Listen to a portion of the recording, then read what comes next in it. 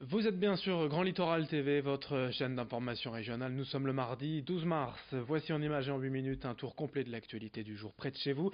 On démarre par vos prévisions météo. Malheureusement, la situation va de nouveau se dégrader avec encore du vent. Finalement, le vent ne finit plus de souffler ces jours-ci et cette semaine, ce sera encore le cas jusqu'à ce week-end a priori. Aujourd'hui, on aura des rafales encore violentes jusqu'à 80-90 km/h près des côtes. Côté ciel, ce ne sera pas très réjouissant non plus, avec de nouvelles perturbations pluvieuses, surtout dans la soirée et la nuit prochaine.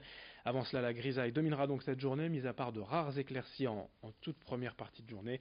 Pour les températures, comptez 9 degrés cet après-midi sur le littoral.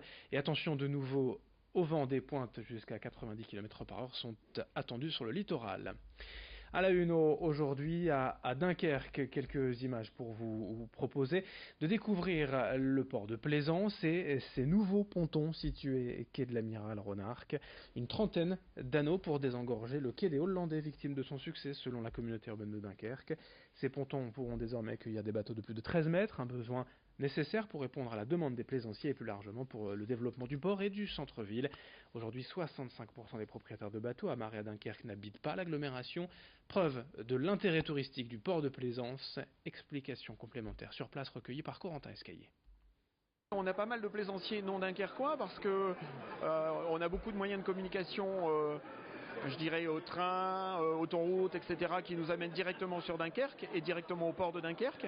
L'avantage qu'on a avec le grand large, on est directement en accès à la mer. Avec les bassins intérieurs, on est très protégé, on a une seule écluse à passer.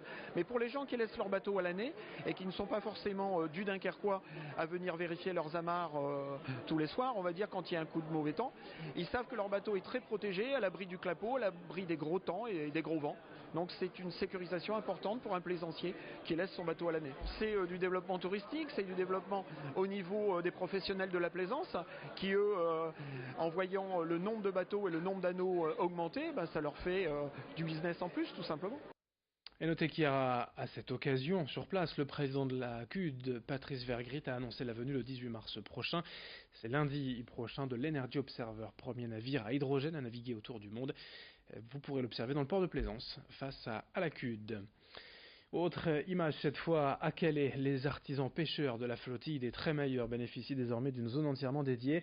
La région et les services portuaires ont profité récemment des travaux de remise en état du quai d'Angoulême pour leur aménager une douzaine d'espaces destinés à accueillir leurs filets. Chaque zone porte le nom du bateau concerné et l'accès a été sécurisé par des plots dont seuls les pêcheurs ont la clé, ce qui devrait éviter que des voitures ou des camping-cars ne viennent s'y garer. Des images à Calais sur le port signé Marine Kijek.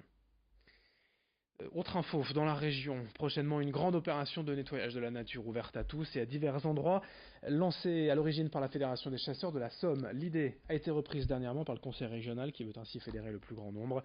Le principe est simple, réunir le temps d'un week-end tous les citoyens volontaires de 7 à 77 ans afin de nettoyer et de ramasser l'ensemble des déchets abandonnés dans la nature.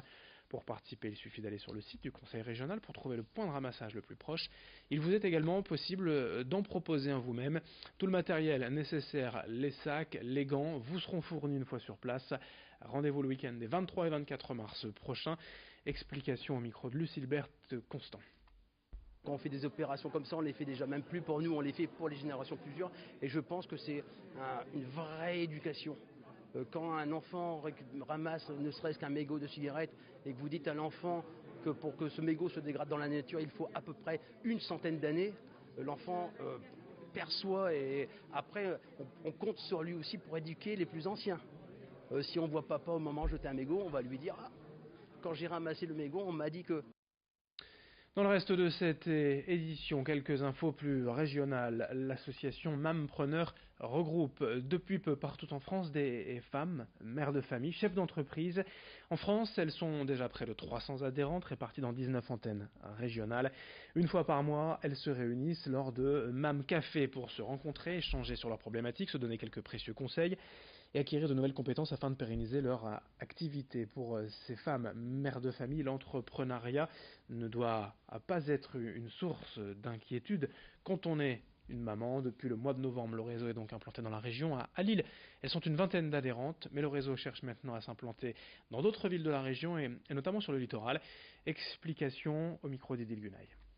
On a des mampreneurs qui viennent du Pas-de-Calais, qui viennent de Lens, on en a aussi qui viennent de Dunkerque, donc forcément c'est pas tout à côté de Lille. Et oui, nous sommes tout à fait ouvertes à ce qu'il y ait d'autres mamans entrepreneurs qui ouvrent des antennes dans les Hauts-de-France, parce que les Hauts-de-France ne se limitent pas qu'à Lille, ça on le sait bien. Et donc oui, nous avons déjà des contacts de mamans qui sont venues à nos Mam Café, qui sont intéressées pour ouvrir des antennes, soit sur la Côte d'Opale ou soit dans le Pas-de-Calais. Il y a la possibilité de faire une demande d'ouverture d'antenne, tout comme moi j'ai fait en fait l'été dernier lorsque j'ai entendu parler de ce réseau qui n'était pas présent dans notre belle région. Pour conclure ce journal, une information aussi pour les femmes en recherche d'emploi. Aujourd'hui, le pôle d'excellence beauté de l'antenne entreprise et formation de Tourcoing organise une journée beauté solidaire. L'objectif est de valoriser l'image des participantes en leur offrant des soins beauté, la coiffure, quelques conseils aussi si besoin. 150 participantes en recherche d'emploi vont ainsi être prises en charge par 150 apprentis en formation. L'occasion pour elles de travailler leur image. À quelques jours d'un entretien d'embauche, l'événement est ouvert au public jusqu'à 16h. Le pôle beauté signale aussi et surtout l'organisation de ces journées portes ouvertes ce samedi 16 mars.